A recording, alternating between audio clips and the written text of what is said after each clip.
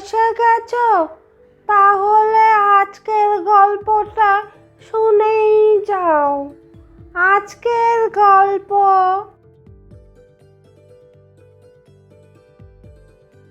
আনন্দ আর শুভ্র দুই বন্ধু দুজনে মিলে ঘরে বসে গল্প করছিল। দিনটা ছিল শনিবার। তারা দুজনে ঠিক করলো পলাশপুর যাবে।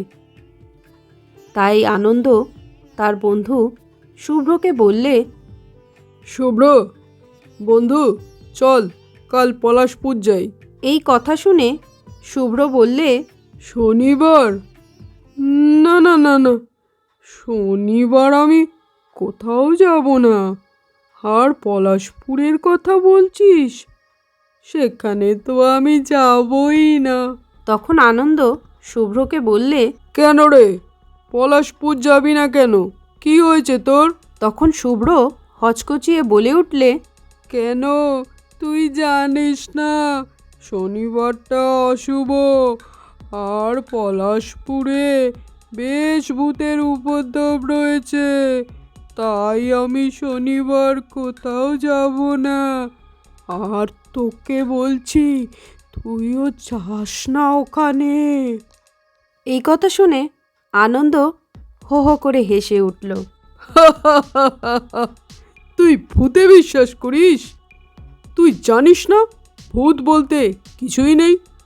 আমি ঠিক যাব শনিবার। আমি ঠিক পলাশপুর যাব। এইবার শুভ্র বললে, আচ্ছা আনন্দ, তুই যখন ঠিক করে রেখেছিস যাবি, তাহলে যাস। মনে রাখবি, গাড়ি কোথাও থামাবি না এবং সাবধানে যাবি। আচ্ছা, সাবধানেই যাব তাহলে। আজকের মতো বিদায় বন্ধু।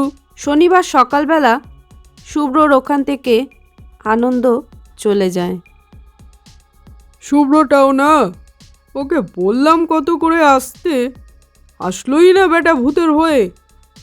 যাই হোক, আমিই যাই। আনন্দ গাড়িতে উঠে গাড়ি স্টার্ট দিল, রওনা দিল পলাশপুরের উদ্দেশ্যে। বেশ দূরের রাস্তা, তাই যেতে যেতে সন্ধ্যা হয়ে গেল। আনন্দ মনে মনে বলতে থাকে, অনেকক্ষণ ধরে গাড়ি চালাচ্ছি, বেশ খিদে পেয়েছে। এবার না খেলে মনে হয় আর গাড়ি চালাতে পারবো না। চারিদিকটা অন্ধকার হয়ে গেছে, কোথাও কোনো হোটেল দেখছি না। আরে ওই তো সামনে একটা আলো দেখা যাচ্ছে, মনে হয় ওটা একটা হোটেল হবে।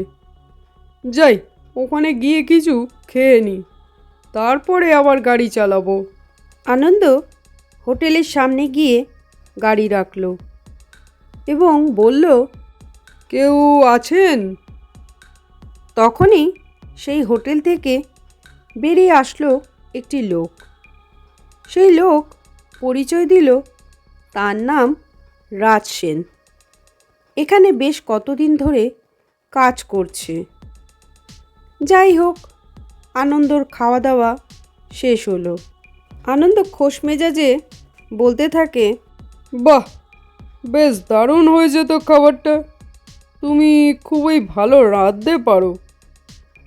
এখন আমার যেতে হবে। তখন রাজ সেন জিজ্ঞাসা করলেন, স্যার, যদি কিছু মনে না করেন, আপনি কোথায় যাবেন? আরে এই তো পলাশপুর যাব। তখন রাজ সেন আনন্দকে বললে, স্যার, আজকের রাতটা এখানে থেকে গেলে হয় না? কালকে সকালে না হয় চলে যাবেন। না রাজ সেন, আজকে থাকবো না, আজকে আমাকে যেতেই হবে। তখন রাজ সেন বললে, স্যার, সাবধানে গাড়ি চালাবেন। মনে রাখবেন, সামনে বালু খোলার মাঠ আছে, সেখান থেকে যাবেন না। এবং সেখান থেকে গেলেও কখনো গাড়ি থামাবেন না, কারণ স্যার, বালু খেলার মাঠে ভূত থাকে। হাসালে রাজ সেন। আনন্দ গাড়ি চালাতে চালাতে হঠাৎ দেখতে পেল সামনে একটি সাইনবোর্ড এবং সেখানে লেখা রয়েছে বালু খেলার মাঠ দিয়ে গেলে খুব তাড়াতাড়ি পৌঁছানো যাবে। আনন্দ মনে করল শর্টকাট দিয়ে গেলে খুব তাড়াতাড়ি চলে যাব। তাই আনন্দ বালু খেলার মাঠ দিয়ে যাত্রা শুরু করলো। হঠাৎই আনন্দের গাড়ি থেমে গেল। তাড়াহুড়োর সময় গাড়িটার আবার কি হলো? দেখি নেমে কি হয়েছে। নিজের ওপর খুব রাগ হচ্ছে আনন্দের। এই মুহূর্তে গাড়িটার পানি শেষ হয়ে গেছে। এখন পানি পাই কোথায়? যাই একটু সামনে এগিয়ে দেখি পানি পাই কি না। হঠাৎ দূর থেকে ভেসে এলো একটি আওয়াজ। হাউ মাউ খাও, মানুষের গন্ধ পাও। হাউ মাউ খাও, মানুষের গন্ধ পাও। তৎক্ষণাৎ আনন্দ বলে ওঠে, কে কে ওখানে? পারলে সামনে আয়। পাশাপাশি দুটো ভূত ছিল। তখন একটি ভূত বলল, আরে রাত, হাউ মাউ খাও, এগুলো খুব পুরনো ভাষা হয়ে গেছে। চল সামনে গিয়ে দাঁড়াই, তাহলে হয়তো ভয় পাবে। আনন্দ কথা বলতে না বলতেই দুটো ভূত তার সামনে এসে হাজির। আনন্দ কিছুটা ভয় পেল।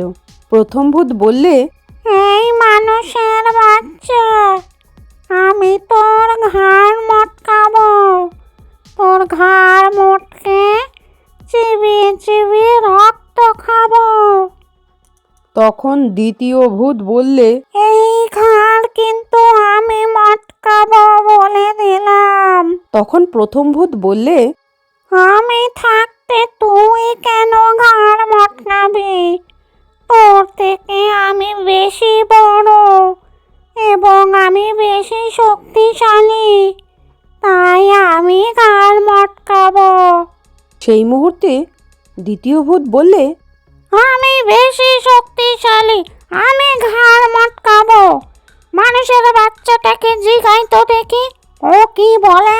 প্রথম ভূত গিয়ে আনন্দকে জিজ্ঞাসা করলে, এই মানুষের বাচ্চা, বলতো আমাদের দুজনের ভেতরে শক্তিশালী কে? আনন্দ মনে মনে ভাবল, এই সুযোগ, কিছু একটা করে এখান থেকে পালিয়ে যেতে হবে। কে রে, কি এত ভাবছিস? উত্তরটা দিলি না? হ্যাঁ হ্যাঁ, আমি পারবো তোমাদের সমস্যা দূর করতে। তোমাদের ভেতরে কে বড় এবং কে ছোট আমি বের করতে পারবো। আমি যা বলবো আমার কথা শুনবে। চলো, আমার এই দুইটি বোতলে যে সবার আগে পানি ভরে আনতে পারবে সেই বিজয়ী হবে এবং সেই বড়। দুটো ভূত মুহূর্তের মধ্যে হাওয়ার বেগে পানি ভরে নিয়ে আসলো। এবার প্রথম ভূত বললে, এবার বল, কে সবচেয়ে বেশি শক্তিশালী? আনন্দ তাড়াতাড়ি করে বললে, আমি কিছুই বুঝতে পারিনি। তো তোমরা এই গেলে আবার এই চলে আসলে, আমি তো কিছুই বুঝতে পারিনি। চলো আর একটা কাজ করি, যে আমাকে আর আমার গাড়িকে মেন রোডে পৌঁছে দিতে পারবে সেই বিজয়ী। প্রথম ভূত হো হো করে হেসে উঠল। এটা তুই করতে পারবি না, কারণ তুই গাড়ি চালাতে পারিস না। এটা তো আমি জিতবো। তখন দ্বিতীয় ভূত বললে, আমি গাড়ি চালাতে পারি না তো কি হয়েছে? আমি বাইক চালাতে পারি, আমার বাইক আছে। আমি বাইকে করে ওকে নিয়ে যাব। তুই গাড়িটাকে নিয়ে যা, দেখবো কে আগে যায়। এই মানুষের বাচ্চা, আমার বাইকে ওঠ। দুটো ভূত আবারও একসাথে মেন রোডে চলে আসলো। তখন আনন্দ বললে, আমি কিছুই বুঝতে পারিনি। তোমরা দুজনে একসাথেই আসলে। তখন দ্বিতীয় ভূত বললে, এবার কি করা যায়? তখন আনন্দ বুদ্ধি করে বললে, তোমরা মানুষের মতো কিছু করে দেখাও। এই যে আমি এখানে রেখা দিয়ে দিলাম, তোমরা এখান থেকে তোমাদের বালুর মঠ পর্যন্ত যাবে, সেখান থেকে আবার এখানে আসবে। মনে রাখবে, মানুষের মতো যাবে। বোকা ভূত দুটো এবার মানুষের মতো করে দৌড়ানো শুরু করলো। আর এই ফাঁকে আনন্দ চম্পট। আনন্দ ওখান থেকে চলে যায়। কিছুদিন পলাশপুরে থাকে। তার বাসায় চলে আসলো এবং সে তার বন্ধু শুভ্রকে সব জানালো। শুভ্র তখন আনন্দকে বললে, সত্যি আনন্দ, তোর কত বুদ্ধি! তোর যদি বুদ্ধি না থাকতো তাহলে তো তুই আর আসতে পারতি না। এবার তো বিশ্বাস হলো ভূত আছে। আর শনিবার কোথাও যাবি? শুভ্রর কথা শুনে আনন্দ বললে, আমার ঘাট হয়েছে, আমি বুঝতে পেরেছি। শনিবার আমি আর কোথাও যাব না। শুনলে তো তাহলে দুই বোকা ভূতের গল্প। কেমন লাগলো একখান কমেন্ট করে আমায় জানিও কিন্তু। আর ভালো লাগলে একটা লাইক করে দিও। আর এরম ভিডিও দেখার জন্য আমার চ্যানেলটাকে সাবস্ক্রাইব করে দিও। আবার কাল আসবো।